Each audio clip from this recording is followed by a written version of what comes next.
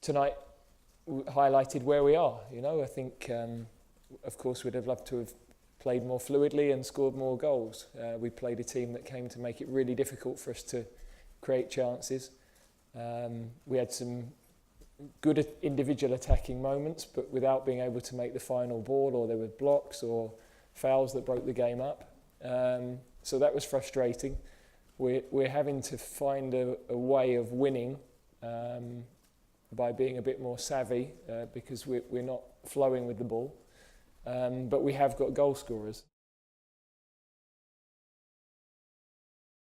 Was it the performance we wanted and the night we wanted? No, absolutely not. But when I was given the job to keep things steady a year ago, the objective was to qualify for Russia. Now we have the opportunity to look, how do we evolve the team? We had to keep winning, and we have to keep trying to give young players an opportunity to mature. So to marry all of those things is difficult. We have to show the resilience that whatever the atmosphere and whatever the feeling, our job's to get the result.